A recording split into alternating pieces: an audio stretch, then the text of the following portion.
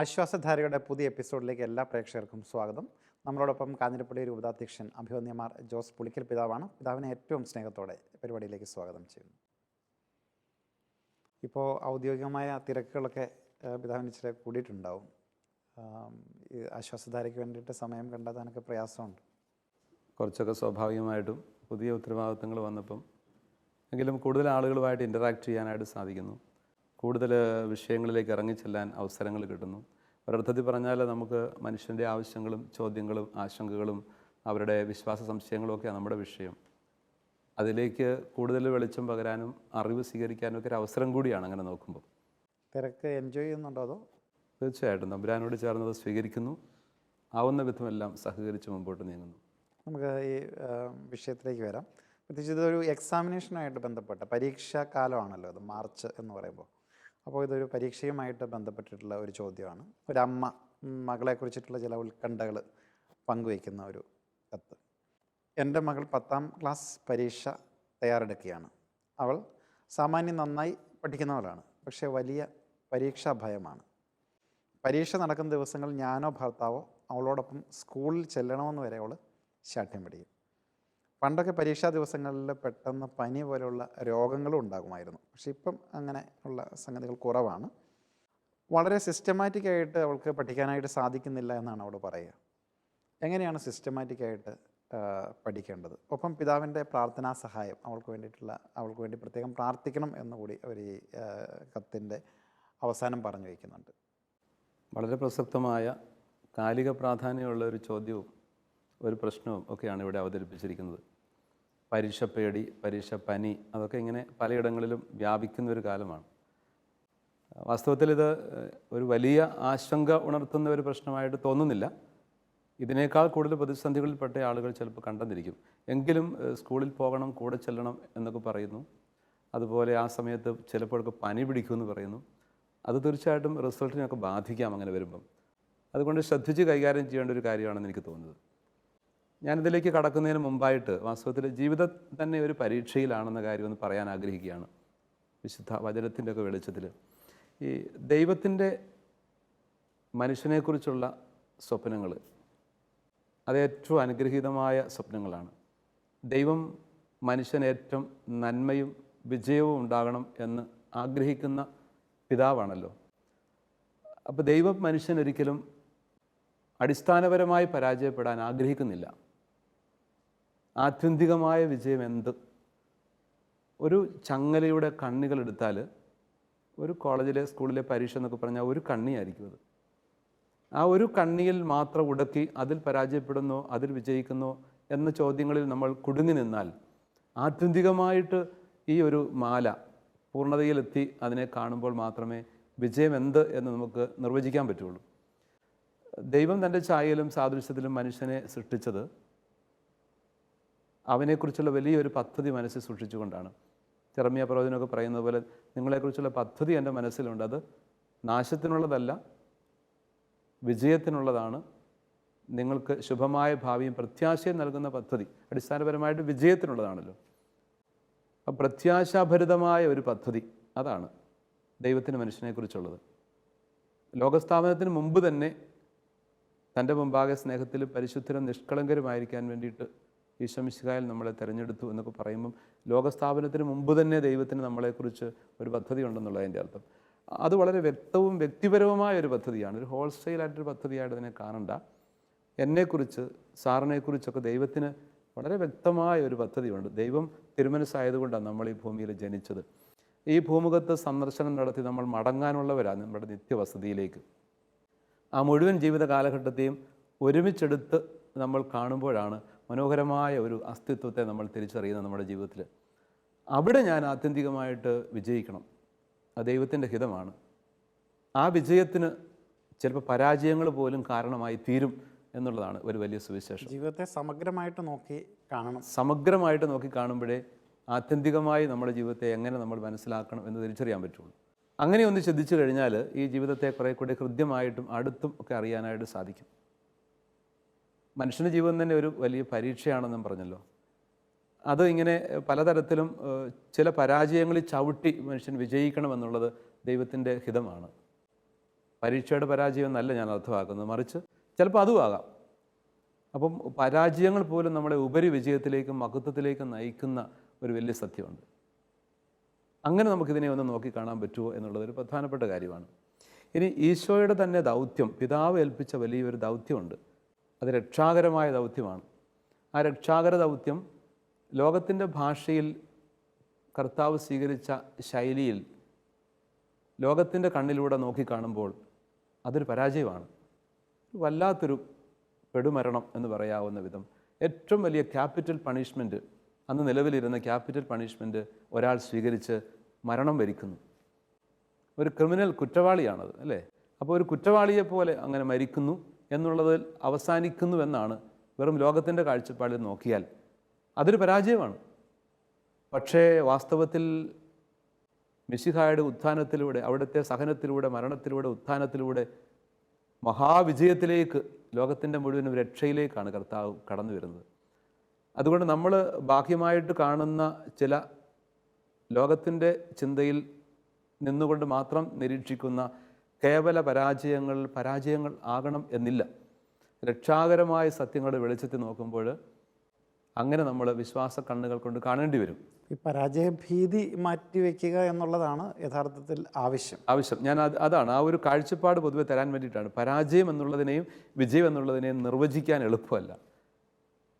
പരാജയമായിട്ട് ഇന്ന് തോന്നുന്ന നാളെ വിജയമായിരിക്കും.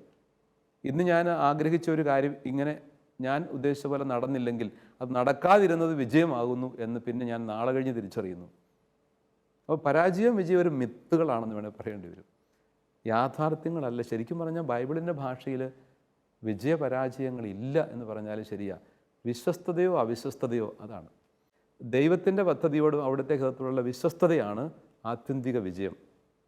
ദൈവഹിതത്തോടും അവിടുത്തെ പദ്ധതിയോടുമുള്ള അവിശ്വസ്തതയാണ് ആത്യന്തിക പരാജയം. അതുകൊണ്ട് പരാജയ വിജയങ്ങളെന്ന് പറഞ്ഞാൽ വളരെ ആപേക്ഷികങ്ങളാണ് അങ്ങനെ നോക്കുമ്പോൾ. വിശ്വസ്തതയോ അവിശ്വസ്തതയോ എന്നുള്ളതാണ് പ്രധാനപ്പെട്ട വിഷയം വേദഗ്രന്ഥത്തിൻ്റെ ഭാഷയിൽ പറഞ്ഞാൽ. ഇനി നമുക്കൊന്നുകൂടെ ഈശോയുടെ ഒരു ഗുരുകുലത്തെക്കുറിച്ച് ചിന്തിക്കാം. വേറൊരു ചിന്തയിൽ നിന്ന് നമുക്കതിനെ നോക്കിക്കണ്ടാൽ, ഈശോ ഒരു പള്ളിക്കൂടം സ്ഥാപിച്ചു എന്ന് വെച്ച് കഴിഞ്ഞാൽ ഒരു 3 വർഷത്തെ ഒരു കോഴ്സ് കർത്താവ് നടത്തുകയാണ്. ഈ 3 വർഷത്തെ കോഴ്സിൽ 12 പേരാണ് ശിഷ്യന്മാരായിട്ട് അല്ലെങ്കിൽ കുട്ടികളായിട്ട് സ്റ്റുഡൻസ് ആയിട്ടുള്ളത്.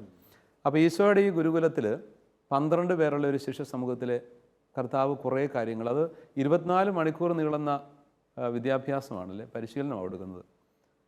അതിനകത്ത് കുറേ ചോദ്യങ്ങളൊക്കെ കർത്താവ് ചോദിക്കും. അവർക്ക് വലിയ ഉത്തരങ്ങളൊന്നുമില്ല. കുറേ കാര്യങ്ങൾ പറഞ്ഞു കൊടുക്കും, കുറേ പഠിപ്പിക്കും. ഇരുത്തിയും നടത്തിയും കുന്നിൻ്റെ മുകളിലിരുന്നും മലമുകളിൽ കയറിയും ഒക്കെ പഠിപ്പിക്കും. താഴ്വരയിലിരുന്ന് പഠിപ്പിക്കും. പല കാര്യങ്ങളും കാണിച്ചു കൊടുക്കും. ടീച്ചിങ് മെത്തഡോളജി വളരെ പ്രധാനപ്പെട്ടതാണ് ഈശോയുടേത്. വാസ്തവത്തിൽ ഈ SSAയുടെ ഒക്കെ പുതിയ മെത്തഡോളജിയൊക്കെ വാസ്തവത്തിൽ സുവിശേഷത്താളുകളിൽ കിടക്കുന്നുണ്ട്. അതൊക്കെ എന്ന് വെച്ച് കഴിഞ്ഞാൽ നോക്കി കാണിച്ച് വയലിലെ ലില്ലികളെ നോക്കുക, വിതയ്ക്കുന്നില്ല കൊയ്യുന്നില്ല എന്നൊക്കെ പറയുന്നപ്പോൾ കാണിച്ചു കൊടുക്കുക. അത് എക്സ്പെരിമെൻറ്റ് നടത്തി നോക്കി കാണിച്ചു കൊടുക്കുന്ന പോലെയൊക്കെയാണ് ഓരോന്നും. അങ്ങനെ നല്ല മെത്തഡോളജീസ്. പിന്നെ കഥകളിലൂടെ പറയുക, ഉപമകൾ പറഞ്ഞുകൊണ്ട് സുന്ദരമായ ഒരു കഥ അവതരിപ്പിക്കാൻ ഈശോയ്ക്ക് സാധിക്കും. പിന്നെ ഗുരുവിൻ്റെ ജീവിതവും ഒരു വലിയ മാതൃകയാണ്. അതാണ് ഏറ്റവും വലിയ കാര്യം. അപ്പോൾ ഗുരു പഠിപ്പിച്ചത് കാര്യങ്ങൾക്കൊപ്പം തന്നെ അതെല്ലാം ജീവിതത്തിൽ കാണിച്ചു കൊടുത്തു.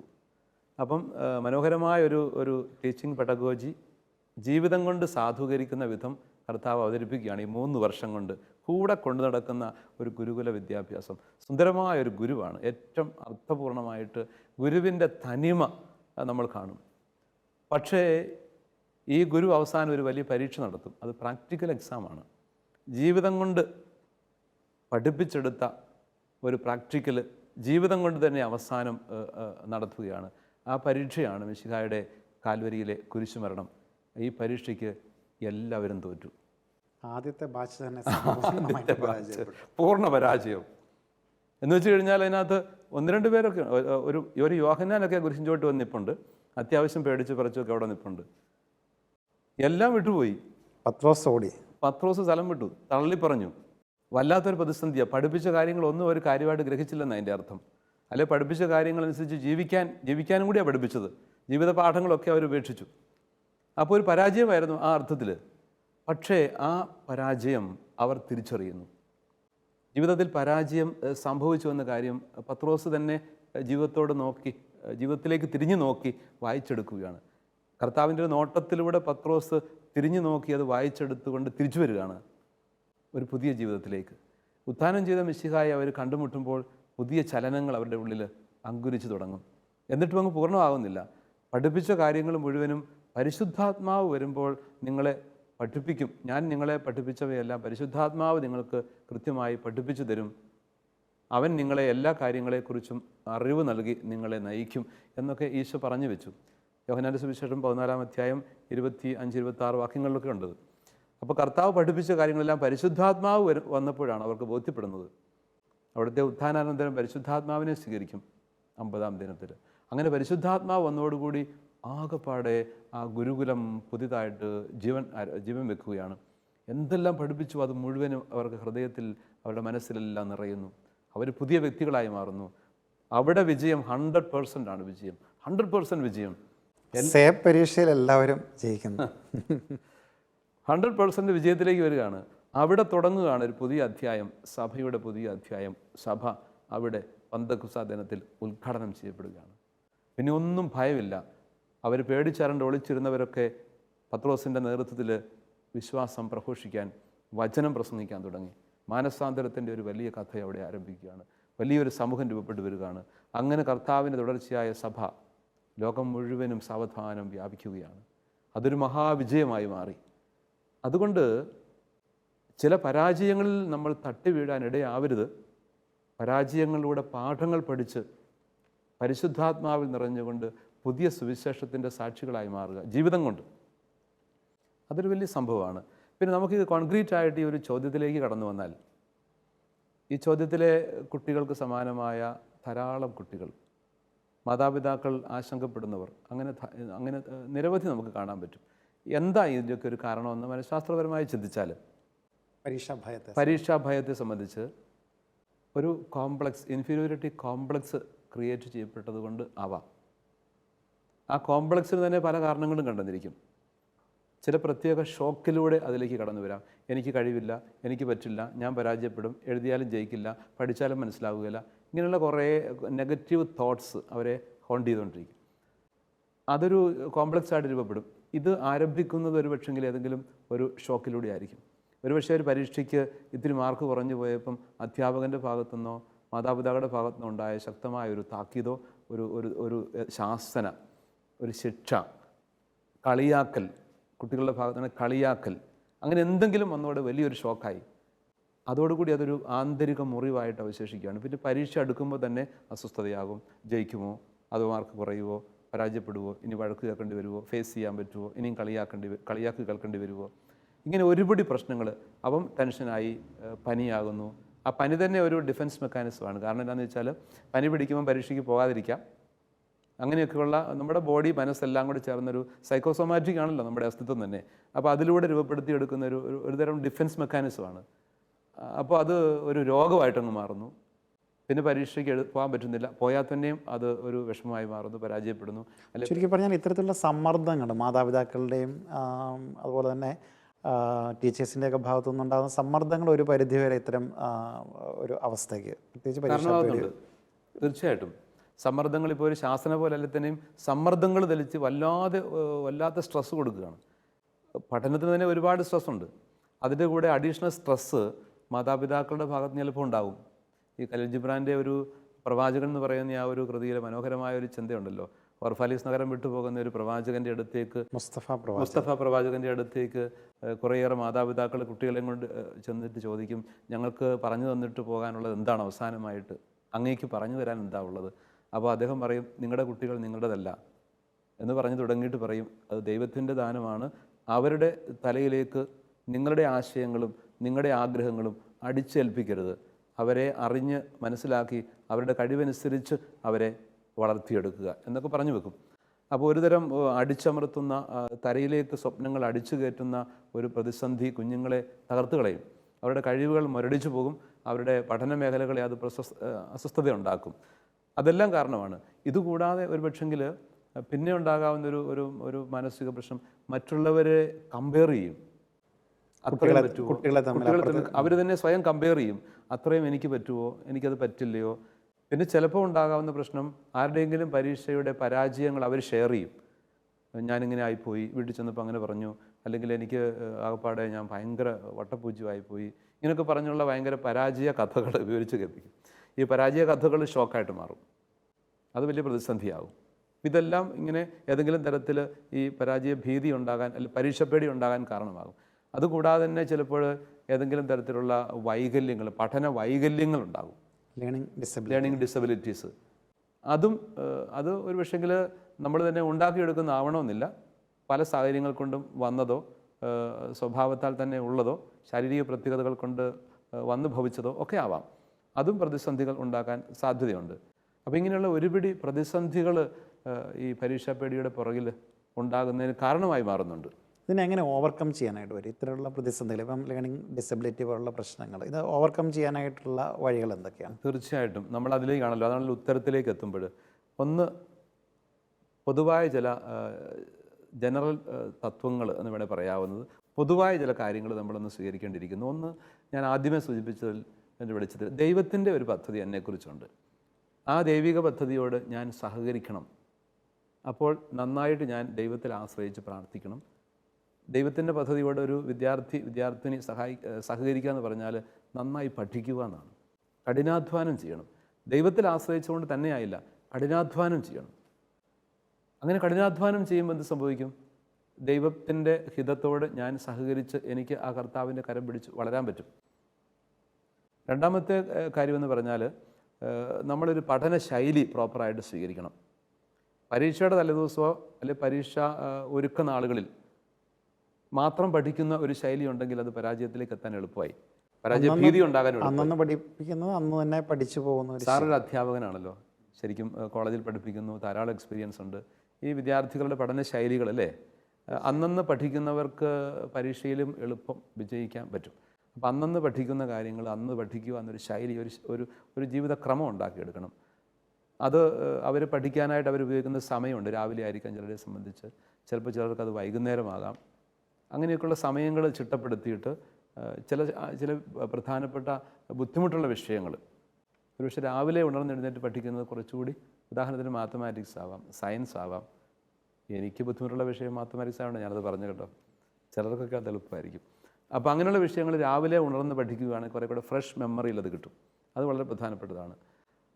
പിന്നെ ഒരു പഠിക്കാനിരിക്കുന്ന സ്ഥലത്തിൻ്റെ ഒരു ക്രമീകരണം, അവിടെ ഒരു ഈശോയുടെ ഒരു പടമൊക്കെ ഉണ്ടായിരിക്കുക, ഒരു പ്രാർത്ഥനാ അന്തരീക്ഷം നിറഞ്ഞു നിൽക്കുന്ന പോലെ ഒരു ബൈബിൾ അവിടെ ഉണ്ടായിരിക്കണം. അതുപോലെ എല്ലാം അടുക്കും ചിട്ടയൊക്കെ ഉണ്ടാവണം. ഈ ഷെൽഫൊക്കെയാണ് ഇങ്ങനെ അവിടെയൊക്കെ ചിതറിപ്പറിച്ച് വലിച്ചു വാരി ഇട്ടൊക്കെ പോയി കഴിഞ്ഞാൽ അവിടെ കയറി വരുമ്പോൾ തന്നെ എന്നാ ചെയ്യണമെന്ന് അറിയത്തില്ല, ആകെപ്പാടെ കൺഫ്യൂഷനാണ്.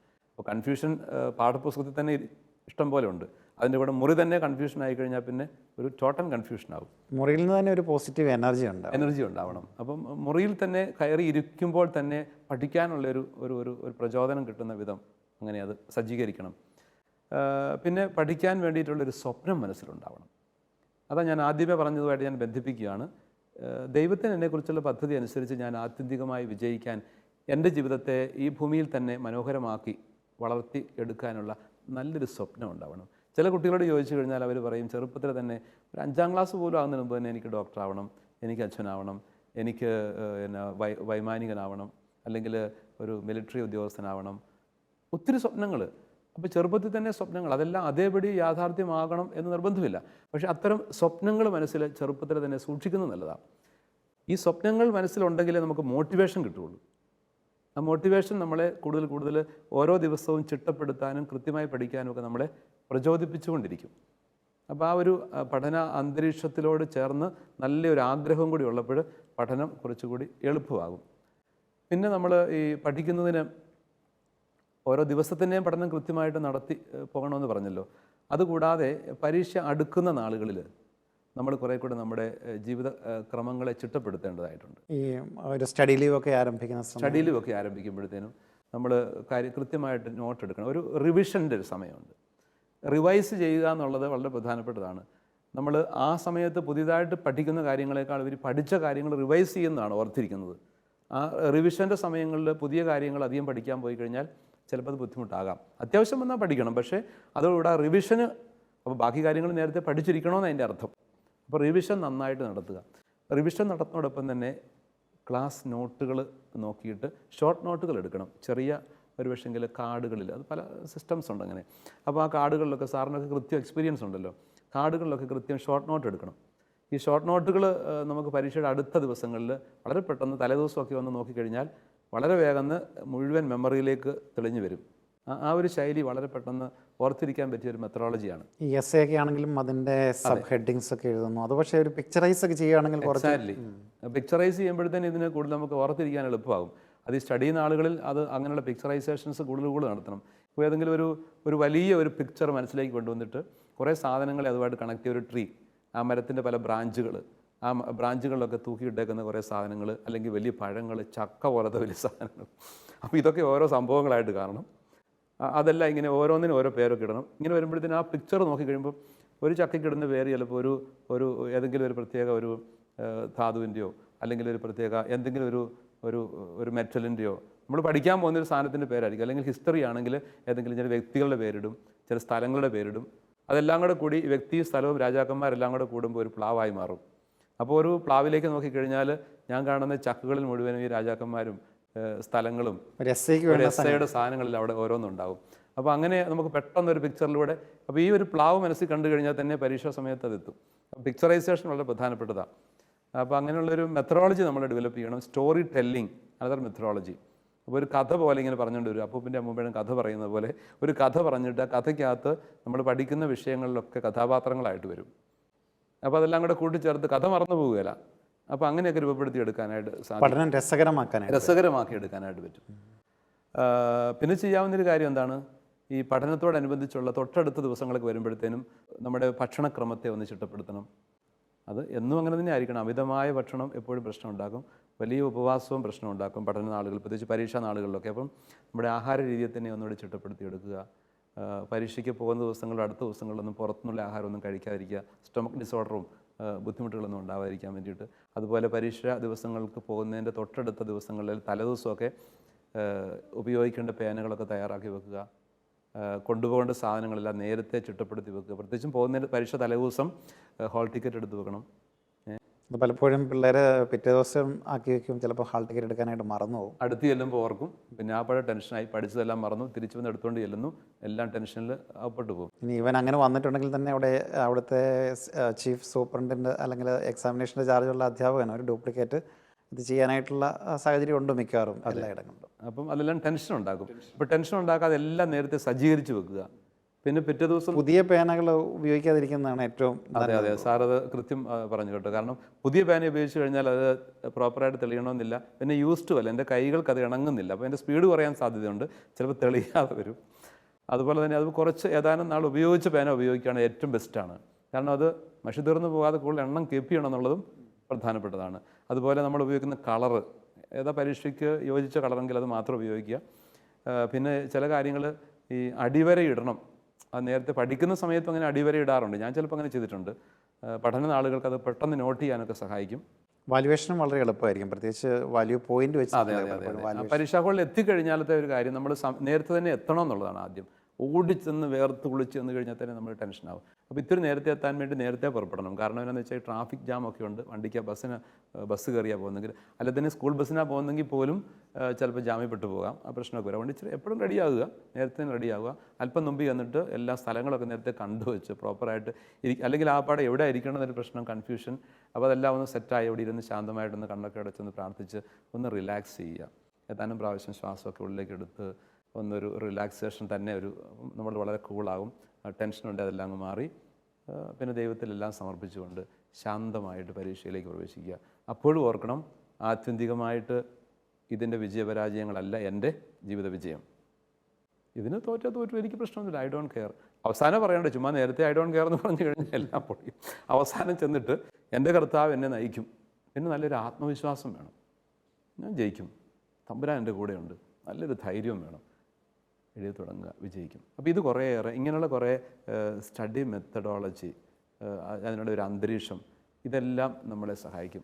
ചുരുക്കത്തിൽ ഇതെല്ലാം നമ്മുടെ ഇടയ്ക്ക് വിട്ടുപോയൊരു കാര്യം, ലേണിംഗ് ഡിസബിലിറ്റിയെക്കുറിച്ച് നമ്മൾ പറഞ്ഞപ്പോൾ, ലേണിംഗ് ഡിസബിലിറ്റിക്ക് ഇത്തരത്തിലുള്ളൊരു സിസ്റ്റമാറ്റിക് ആയിട്ടുള്ളൊരു പഠനത്തെക്കാൾ ഉപരി തെറാപ്പി അല്ലേ ആവശ്യം? സാഡ്ലി അത് നമ്മൾ വിട്ടുപോയൊരു കാര്യമാണ്, എങ്ങനെ അതിനെ അതിജീവിക്കണം എന്നുള്ളത്. അത് വാസ്തവത്തിൽ അങ്ങനെയുള്ള ഡിസബിലിറ്റീസ്, പിന്നെ ഞാൻ സൂചിപ്പിച്ചതുപോലത്തെ ചില ഷോക്കുകൾ മൂലം ഉണ്ടായ പ്രശ്നങ്ങൾ, അതിന് നല്ലൊരു കൗൺസിലിംഗ് ആൻഡ് തെറാപ്പി അത് നിശ്ചയമായിട്ടും സഹായിക്കും. നല്ല കൗൺസിലിങ്ങിലൂടെ കുറേ കാര്യങ്ങൾ അതിജീവിക്കാൻ പറ്റും. നല്ല തെറാപ്പി, അത് ആ ഒരു തെറാപ്പിയിലൂടെ തന്നെ ആ ഒരു റിയൽ പ്രോബ്ലത്തിലേക്ക്, എവിടെയാണ് എൻ്റെ ജീവിതത്തിലെ ആ ഒരു ആന്തരികമായ ഷോക്ക് മുറിവായിട്ട് കിടക്കുന്നത്, അത് ഞാനത് അവെയറാകുക. അത് ഞാൻ അവെയറായി കഴിയുമ്പോഴത്തേനും എനിക്ക് അതിനെ അതിജീവിച്ച് അങ്ങനെ ആ ഒരു തെറാപ്പിയിലൂടെ, അത് ഡീസെൻസിറ്റൈസേഷൻ എന്നൊക്കെ പറയുന്ന തെറാപ്യൂട്ടിക് മെത്തേഡ്സൊക്കെ ഉണ്ട്. അപ്പോൾ അതിലേക്കൊക്കെ വന്നിട്ട് സാവധാനം നമ്മൾ ഒരു തരം മെഡിറ്റേറ്റീവ് ആയിട്ടുള്ള തെറാപ്പീസ് അതൊക്കെ ഒരു നല്ലൊരു സൈക്കോളജിസ്റ്റിന്, ഒരു തെറാപ്പിസ്റ്റിന് ചെയ്യാൻ പറ്റുന്ന കാര്യമാണ്. അപ്പോൾ അങ്ങനെയുള്ള റിയൽ പ്രോബ്ലം ഏതെങ്കിലും തരത്തിൽ ഈ കുട്ടികൾ അഭിമുഖീകരിക്കുന്നുണ്ടെങ്കിൽ, സൈക്കോളജിക്കലായിട്ട് തന്നെയുള്ള പ്രശ്നങ്ങൾ ഉണ്ടെങ്കിൽ, അതിന് ഇങ്ങനെയുള്ള തെറാപ്പീസും കൗൺസിലിങ്ങും നിർബന്ധമായിട്ട് നടത്തണം. അത് നേരത്തെ തന്നെ ചെയ്യണ്ട, പരീക്ഷാക്കാലത്തല്ല, നേരത്തെ തന്നെ അത് ചെയ്ത് നമ്മൾ പ്രിപ്പയർഡായിട്ട് പിന്നെ ഈ ഒരു നല്ല സ്റ്റഡി മെത്തഡോളജിയും കൂടെ ഉപയോഗിച്ച് കഴിയുമ്പോൾ തീർച്ചയായിട്ടും നമുക്ക് നല്ല വിജയം വരിക്കാൻ പറ്റും. അപ്പോൾ ദൈവത്തിൽ ആശ്രയിച്ചുകൊണ്ട് നല്ല ഒരു വിജയത്തിലേക്ക് എത്തിച്ചേരാനായിട്ട് ഈ കുട്ടിക്ക് സാധിക്കട്ടെ. അതിന് മാതാപിതാക്കളുടെ റോളും നമ്മൾ പറഞ്ഞു കഴിഞ്ഞു. അവരെ പോസിറ്റീവ് സ്ട്രോക്കുകൾ കൊടുത്ത് ശക്തിപ്പെടുത്തണം. നെഗറ്റീവായിട്ട് പറഞ്ഞ് പിന്തിരിപ്പിക്കാൻ പാടില്ല. ചെറിയൊരു കുറവ് വന്നു കഴിഞ്ഞാലും സാരമില്ല, നന്നായിട്ട് അധ്വാനിച്ച ഒരു കുട്ടിയാണെങ്കിൽ ഒരു കുറവ് ഒരിക്കലും കുറവായിട്ട് കാണാതെ നല്ല പോസിറ്റീവ് സ്ട്രോക്ക് കൊടുത്ത് എൻകറേജ് ചെയ്ത് കൊണ്ടുവരണം. അങ്ങനെ നല്ലൊരു റിസൾട്ടിൽ എത്തിച്ചേരാനായിട്ട് പറ്റും. നമ്മൾ ചോദ്യകർത്താവിനൊരു ഉത്തരം കൊടുക്കാൻ സാധിച്ചു എന്ന് കരുതുകയാണ്. നിശ്ചയമായിട്ടും ധാരാളം കുട്ടികൾ പരീക്ഷയ്ക്ക് ഒരുങ്ങുന്ന നാളുകളാണിത്. അവർക്കെല്ലാം ഇത് അനുഗ്രഹമായി മാറട്ടെ എന്ന് ആത്മാർത്ഥമായിട്ട് ആശംസിക്കുന്നു, പ്രാർത്ഥിക്കുന്നു.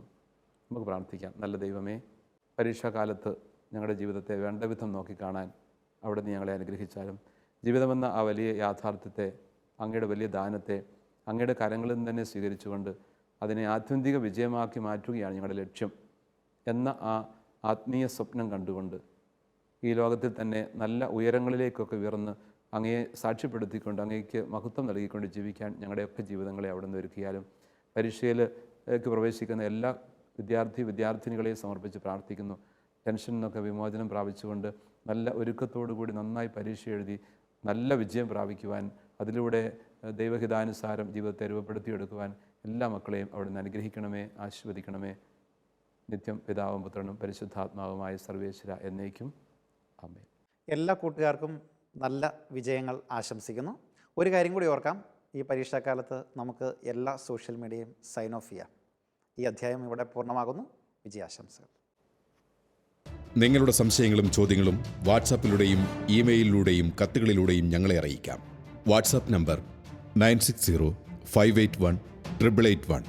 Email ashwasadhara@shalomtelevision.com. കത്തുകൾ അയക്കേണ്ട വിലാസം: the producer, Ashwasadhara, Shalom television, Peruvannamuzhi PO, Kozhikode 673528.